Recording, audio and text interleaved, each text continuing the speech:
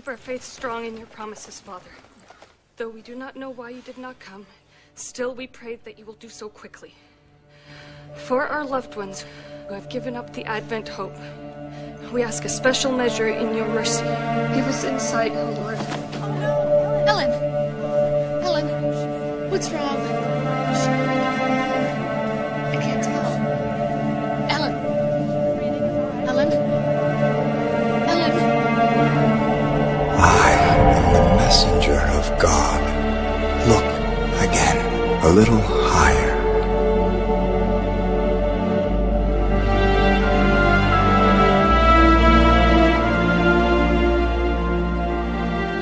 Not the end, but the beginning.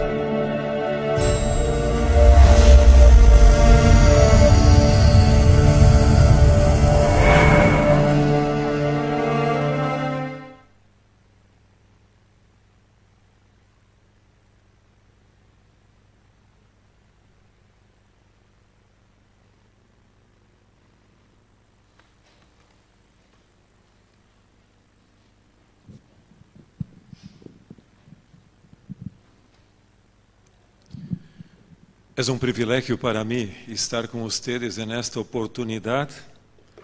Y solo una información para ustedes, a cada 31 años yo vuelvo a esta iglesia. Essa es la segunda vez. Y espero que la otra no venga, pero estemos juntos en el cielo. Yo prediqué una vez en esta iglesia, fue en junio del 86. Com Victor Casale, que havia venido aqui, me traje aqui também. Eu passei como uma semana, 10 dias com ele, e então tivemos momento muito agradável. E me acordo agora, que justamente quando estava aqui, me acordei do tema, foi sobre Sansão. Hasta naquele então. Privilégio estar com vocês aqui, a los pastores e líderes da igreja aqui, e a cada de vocês também. Eu escutei que há alguém de Rio Negro aqui, não é certo? Quem é? Ali. Em enero de 1979 passei por Rio Negro e tive uma terrível decepção allá. Exatamente. Eu creía que ia comer as melhores manzanas de minha vida. E então me dijeron, não, as melhores são para a exportação. Lo que queda aqui são as mais pequenas.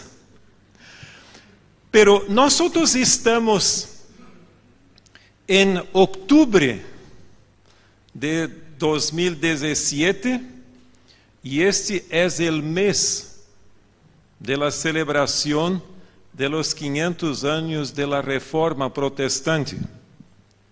Bueno, já está. Eu vou quedar um pouco ao lado porque não há uma outra pantalla para que eu pueda ver também. E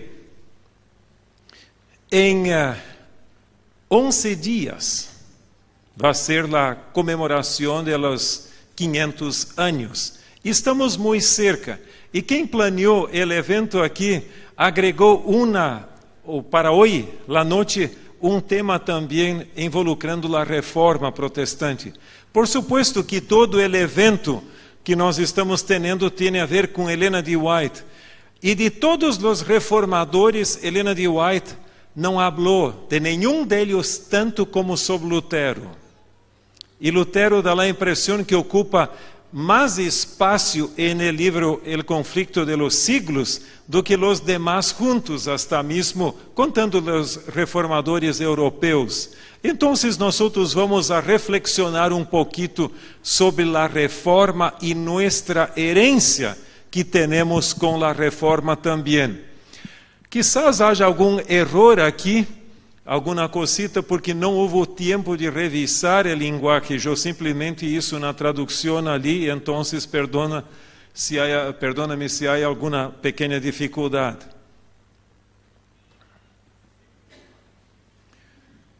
Como eu les dije, 31 de outubro de 1517, 2017. E há quantidade de coisas. Uma vez eu leí autor, uma biografia de Lutero que dizia o seguinte: En las bibliotecas que tu vas, por supuesto, del mundo cristiano, sobre nenhum ser humano se escreveu tanto do que sobre Martim Lutero, excepto Jesucristo.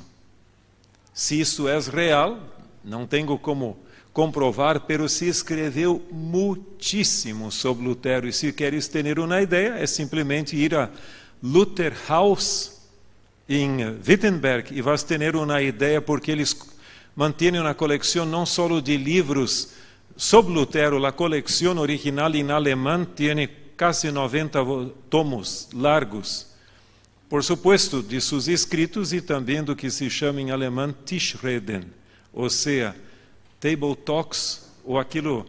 Havia tempo na vida de Lutero que ele falava e havia algumas pessoas, alguns estudantes que tomavam apuntes e depois se publicou coleções de dichos de Lutero também, además de seus escritos.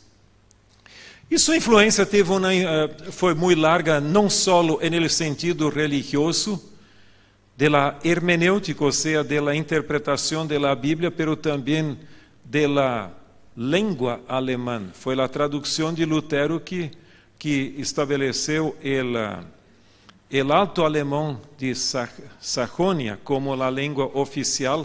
O alemão tinha como uns 56 dialectos, imagínate. E então, tuvo essa influência literária, política, econômica e do que podes imaginar. Mira, vamos começar nossas considerações com um texto clave de la Reforma, que é Romanos 1, 16 e 17. Alguém que queira ler para nós outros aqui? Como temos o pastor Dario aqui, por quê? Porque no me avergüenzo del Evangelio, porque es el poder de Dios para salvación a todo aquel que cree, al judío primeramente y también al griego, porque en el Evangelio la justicia de Dios se revela por fe y para fe, como está escrito, mas el justo por la fe vivirá. Este texto é formidável. Lutero não conseguia compreender o conceito de la justicia de Deus, porque creia que justiça era uma retribuição a cada segundo a pessoa merece a situação. Pero quando ele chegou à conclusão de que a justiça de que habla Romanos, ou Pablo em Romanos, não é uma justiça de punição, pero de salvação, ou de justificação. Ele diz que para ele foi como se os portales del paraíso se abriram e ele tuvo uma nova compreensão do Evangelho. Mira, a mim me gusta muito uma declaração que tu tienes en este autor aqui, que é um historiador, Daubigné, historiador suíço, que nasceu cerca de Ginebra, e em la introdução de sua famosa História da Reforma del siglo XVI, ele diz o seguinte: quando Deus vai actuar em la história, ele lo hace de duas formas. Em primeiro lugar, ele prepara o escenário, e para isto ele tem os siglos. Quando o cenário está em la posição correta, entonces ele usa instrumentalidades sujas, ou seja, personas las más sencillas possíveis, para que o honor quede não com o instrumento, com a instrumentalidade, pero com ele mesmo, com Deus. Por humildade não quer dizer que seja ignorante, não é a mesma coisa, pero personas que atribuem a glória a Deus e não quedem com eles mesmos. E então, eu creio que isso é uma boa reflexão sobre Lutero e os reformadores também.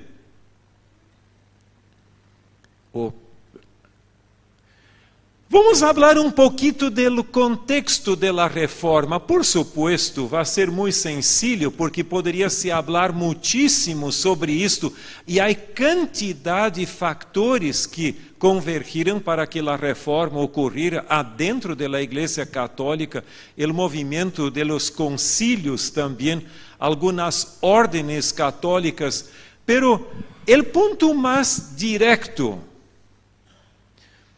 havia um predicador chamado Johann Tetzel, e vocês já leram, vamos fazer um pequeno repasso disto. E este tipo era um famoso vendedor de indulgências.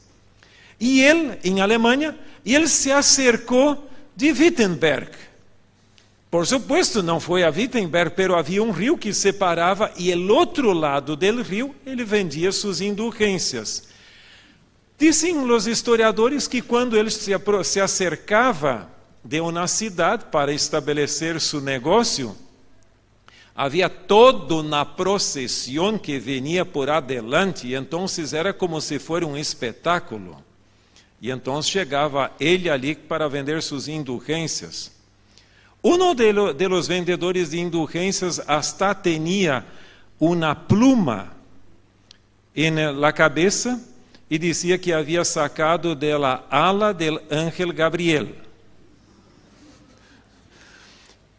Havia toda a discussão se os ángeles tinham alas ou não, mas este dizia que tinha hasta uma pluma que sacou deles.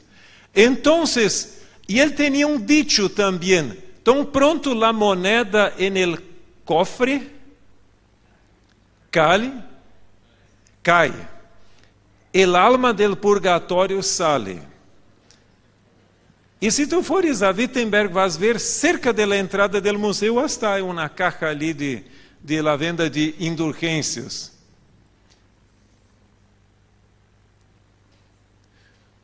Además, Frederico el Sábio, elector de Sajonia, este tipo, Frederico, sempre quedou católico.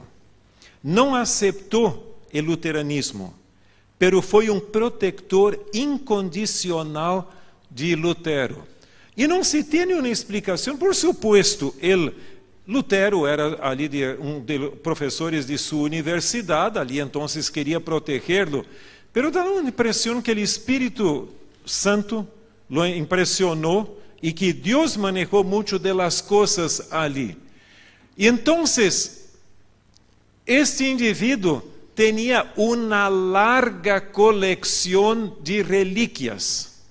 Isto aqui é simplesmente uma cópia de 2 páginas do livro de relíquias de Wittenberg, com a descrição da influência, o que havia ali nesta ocasião. A pergunta é: por que Lutero pôs as 95 teses el dia 31 de outubro?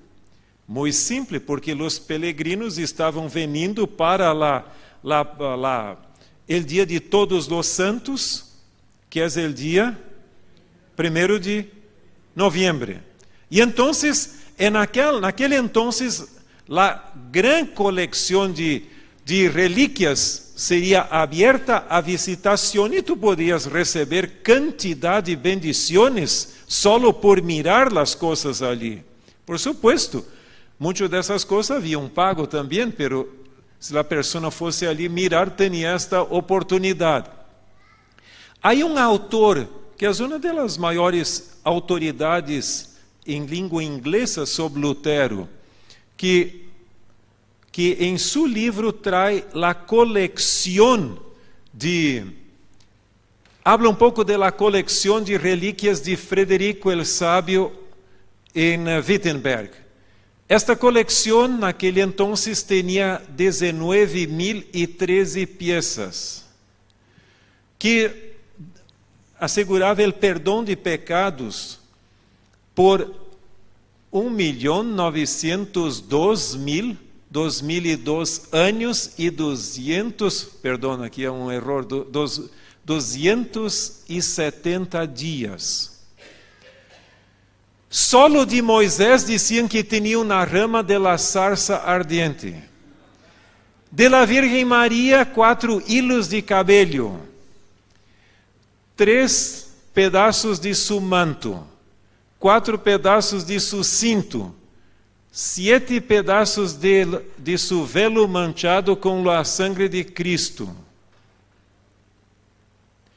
E de Cristo mesmo, um pedaço de su roupa sudada, 13 pedaços de su cuna, quando era niño, depois do nascimento, um pedaço de paja, que estava em la cuna também, um pedaço de ouro traído pelos reis magos, 3 pedaços de la mirra traída também por los magos, um hilo de su barba, um de los clavos que perfuraram sus manos, e há que recordar-se que em Europa havia quantidade de clavos destes, que dava para ser toda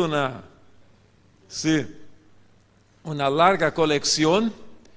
Também um pedaço de pão comido em la última cena, por supuesto, esse quedou, não havia sido comido, senão não estaria ali, pero del pão. E também um fragmento de la roca, perdão, aqui, roca, de la ascensión al cielo. E por supuesto, em uma das coleções, não era esta mesma, se dizia que havia dentro de um vaso leite sacado del seno de la Virgen Maria. Imagina quem teve interesse em guardar a leite.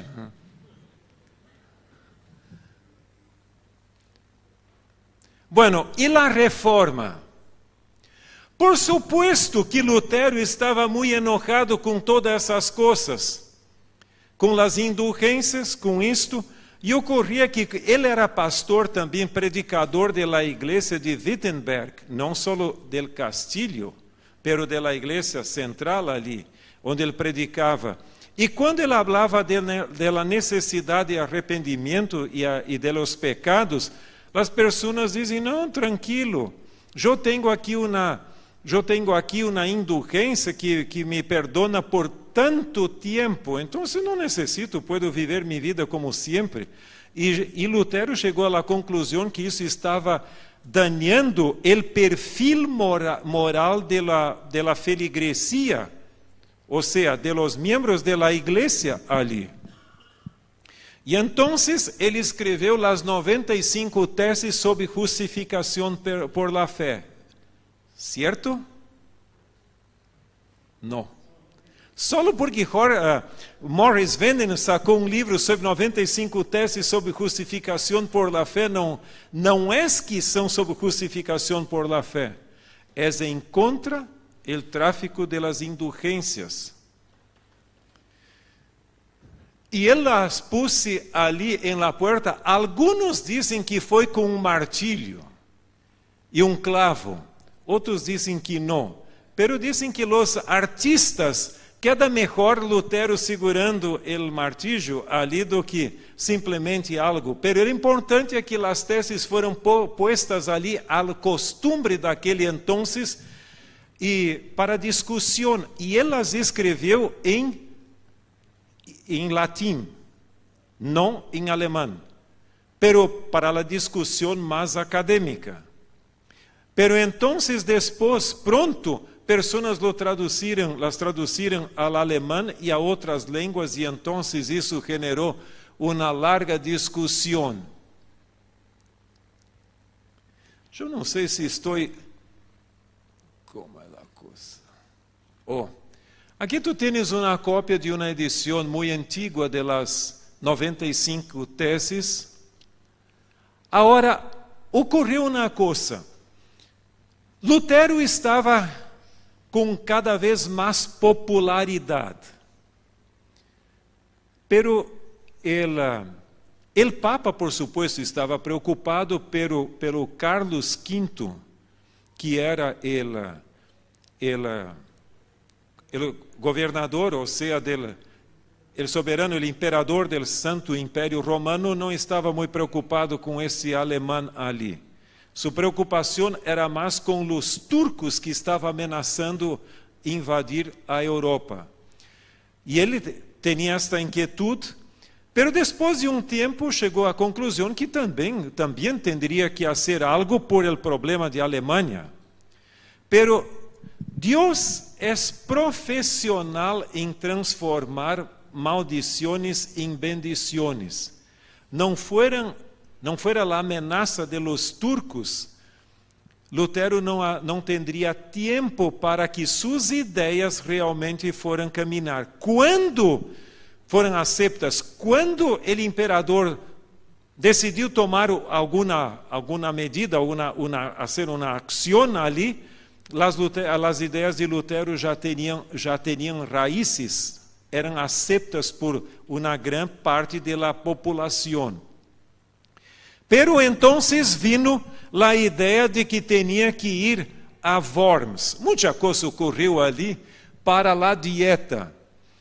E a presença de Lutero delante desta dieta foi de los dias 17 e 18 de abril de 1521. Alguns de seus amigos disseram, não, por favor, não vas que vai te passar o mesmo que ocorreu com Juan Hus e alguns outros. E ele disse, não, eu vou de qualquer forma, porque ele tinha coragem, para ele isso não era um problema. Pero é interessante que quando ele chegou ali, por supuesto, houve uma recepção da parte de amigos, por el caminho e depois também quando estava ali, pero havia a inquietude, o que podia ocorrer allá.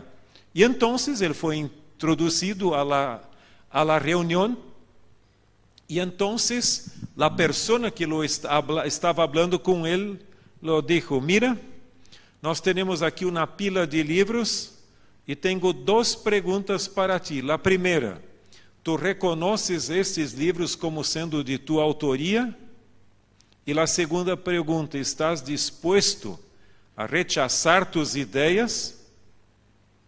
Ele disse, mira, eu reconheço os livros como sendo meus, pero a outra pergunta é difícil contestar assim, eu necessito um pouco mais de tempo.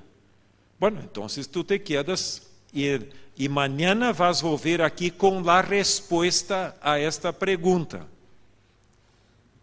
Aquela noche foi uma das noites mais decisivas da história da humanidade. Por supuesto, afuera de la pasión de Jesús e outra coisa mais. Porque Lutero temblava de falar demais, porque ele podia dizer qualquer coisa. Ele tinha dois problemas. Em primeiro lugar, era alemão, com coragem. E em segundo lugar, falava o que queria.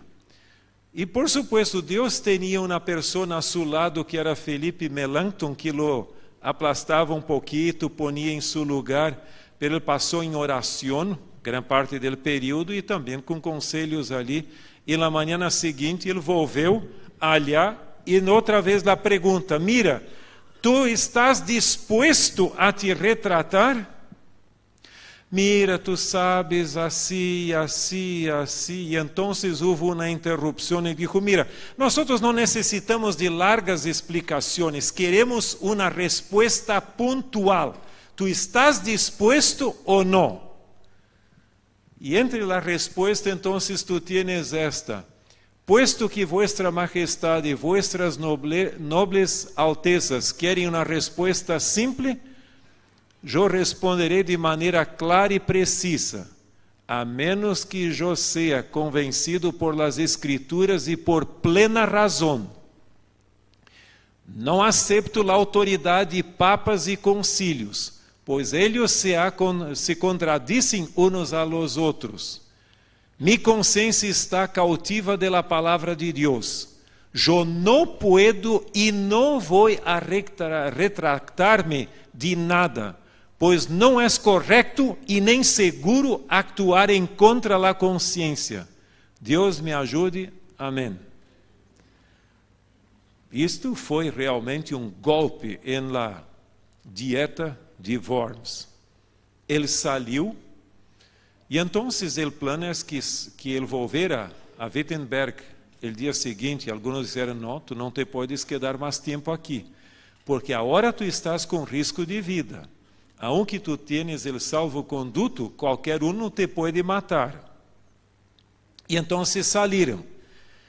Pero el camino, um grupo de sua delegação foi direto a Wittenberg e outro grupo passou por outro lugar. E Lutero estava com eles para passar para algumas pessoas conhecidas e tudo. E enquanto estavam em la Floresta Negra de Alemanha, cavaleiros com máscaras chegaram, atacaram a comitiva, o grupo ali que estava caminhando, e então lo levaram. Ele mesmo não sabia o que estava passando. Ele queria que quizás seria o final de sua vida. Pero eles lo levaram a um lugar lejos, que é o castillo de Wartburg, perdão, em Eisenach. Não confundam com a cidade de Wartburg. É o castillo de Wartburg que queda em Eisenach, que é a cidade onde nasceu Johann Sebastian Bach. Até a casa dele é um museu ali. E então ele deixou crescer a barba, e ele quedou em uma reclusão para que nada lo reconhecera primeiro, deixou crescer, e seu apelido era Cavalheiro Jorge. E então ele viveu ali, naquele lugar, del dia 4 de maio de 1521 a 6 de março do ano seguinte. E ele chama aquele lugar de mi isla de Patmos. Como o apóstolo Juan estava em la isla de Patmos, ele considerava aquele seu lugar também. E é incrível uma coisa, Frederico el Sábio não sabia onde Lutero estava. Ele pediu simplesmente a los soldados, lo levem a um lugar que é seguro, pero que nadie me diga onde é, porque se ele estiver bajo pressão de Carlos V e del papado, ele podia dizer, eu não sei. Então ele quedou ali. Em Wittenberg, alguns criam que ele estava morto, pero quando suas cartas começaram a sair, e outras de seus escritos era, ele está vivo, não ha morrido. E ali ele produziu alguns de seus livros mais bíblicos, porque não tinha acesso a sua biblioteca. Entre as grandes contribuições que ocorreram ali, a mais importante foi a tradução do Novo Testamento para o alemão, e ele o hizo em menos de 3 meses. E é conhecido, eu tenho uma cópia facsímile desse Novo Testamento ali, naquele entonces haviam capítulos, pero não versículos. Então, é o alemão antigo, todavia. E é interessante que alguns dizem que Lutero foi o primeiro a traduzir a Bíblia ao alemão para o povo. Isso é um erro. Se conhecem hoje por lo menos 18 traduções da Bíblia ao alemão antes de Lutero. 14 ao alto alemão e 4 ao baixo alemão. Aqueles que falam alemão, Hochdeutsch ou Plattdeutsch. Então, agora todas as traduções eram hechas da Vulgata Latina. E com algumas distorções, quando ali as pessoas perguntaram a Pedro e a los apóstolos, ¿qué temos que fazer para ser salvos? O texto dizia, haga penitência. Pero Lutero foi a primeira tradução do original grego, do Novo Testamento, e depois continuou o processo. E então dizia, há que arrepender-se e não fazer penitência. Então, Lutero era uma personalidade já muito controversial, então tudo o que ele fazia recebia atenção. E esta tradução quedou padrão hasta hoje. E aí uma coisa interessante, por que a tradução de Lutero quedou tão interessante? Porque ele usou o linguagem de la calle, que o pueblo habla, não do dicionário. Quando ele traduziu depois o Antigo Testamento, ele ia, por exemplo, à carniceria para falar de las partes de los animales ali, em quanto a isto, outras coisas mais. Então foi um linguagem muito conhecido diferente de muchas de nuestras traducciones que usan un lenguaje muy erudito. ¿Y cuál es el legado? Bueno, se habla de las 5 solas: sola Escritura, sola Christus, sola gracia, sola fide y sola Deo gloria. Y tú tienes la traducción allí embaixo. Isso es prácticamente lo que la esencia del luteranismo.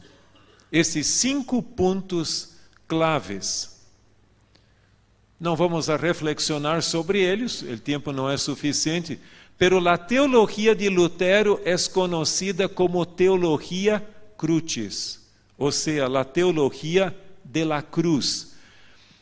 Ele creía en la predestinación también, pero mientras Calvino ponía la soberanía de Dios como base de su sistema doctrinal o teológico, para Lutero era como el pecador pode ser acepto por Deus. Deus justo aceptando a pecador injusto. E então, em sua teologia, há vida en ella. Hoje à tarde eu li uma cita que alguém disse que entre os seres humanos, eu por supuesto creio que é uma exageração, pero diz o seguinte: nadie manejou tão bem a língua como Lutero el alemão e Shakespeare el inglês. Então, por supuesto, há muitos heróis que manejam bem a língua e quizás não quedaram tão famosos assim. Pero, además de escrever bem, ele tinha ênfasis en el pecador sendo aceito por Deus, ênfasis en la cruz. Aqui temos uma cita dele, que a mim me gusta muito, solo como exemplo. La cruz foi el altar sobre el qual Cristo, consumido por el fuego del ilimitado amor que ardía en su corazón, apresentou el sacrifício vivo e santo de su cuerpo e de su sangre al Padre com ferviente intercessão, fuerte clamor e ardientes aflictas lágrimas. Há uma outra. Nada en la Escritura es más reconfortante que lo que se dice sobre el oficio sacerdotal de nuestro querido Cristo. Eu escrevi capítulo, temos o livro sobre Here We Stand, onde o Dr. Becerra tem capítulo sobre Lutero e el sábado. E eu escrevi sobre Lutero e o sacerdócio de Cristo, que a mim me impressionou muito, é que Lutero creía que o sacerdócio de Cristo en el cielo era uma obra de expiação, que nenhum evangélico praticamente não hablam, não é comum, porque dizem que a coisa tudo ocorreu em la cruz, praticamente. E muitos evangélicos creem que Jesus está em uma larga vacação no cielo, hasta que Ele venga una segunda vez. Pero en nuestra herencia, bueno, en cuanto a la justificación por la fe, tenemos que hacer una distinción. Algunos dicen que nosotros somos nuestra comprensión de justificación por la fe, nosotros como adventistas somos herederos directos de la reforma. Por supuesto que em muitos sentidos sí, pero não pode se olvidar que os reformadores criam en la predestinación. Nosotros somos herederos de la reforma, pero venindo por el metodismo e la contribuição de livre albedrío. Outro ponto que a mim me gusta muito pensar sobre o princípio de la sola escritura. ¿Te acuerdas que são os 5 solas e uma é sola escritura? Isto é a exclusividade de las escrituras. Agora, eu creio personalmente que a reforma, Lutero e os reformadores tiveram mais êxito em definir o conceito e em aplicá-lo em certo sentido, pero não com toda a extensão que o adventismo hizo. Então, eles foram buenos em enunciar os princípios de interpretação bíblica, pero não tanto em aplicá-los consistentemente ao largo das Escrituras. E esta é nossa contribuição. E eu agreguei uma cita personal aqui. Lutero e outros reformadores derribaram as viejas estruturas medievales e lançaram os fundamentos hermenêuticos sobre os quais o adventismo construiria seu sistema doutrinal. Então, em outras palavras, Lutero e os reformadores limpiaram o terreno, puseram o fundamento, e as gerações postreras, e eu creio especialmente o adventismo, vino e construiu arriba deste fundamento que estava todavia em el processo de construção.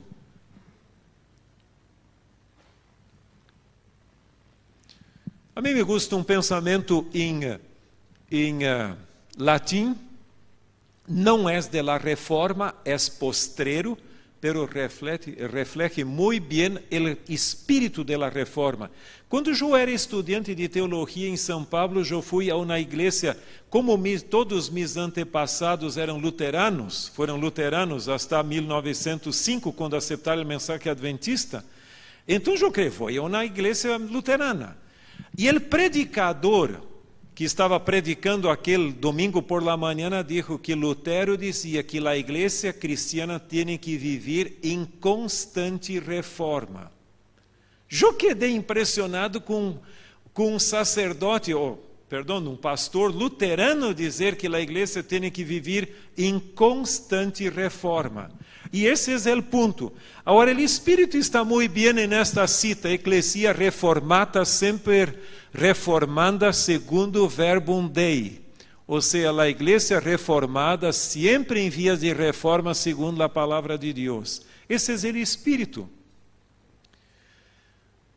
A mim me gusta também uma cita que eu leí uma vez, não la ubiquei mais, pero Lutero dizia o seguinte: um pastor, um sacerdote, ou seja, um pastor, é digno de respeito e consideração, não em função de sua ordenação, ou del ofício que exerce, pero de sua lealdade à la palavra. Então, em outras palavras, eu não tenho autoridade por minha conta, minha autoridade não é inerente, viene de la Bíblia e é proporcional a meu compromisso e lealdade à la palavra.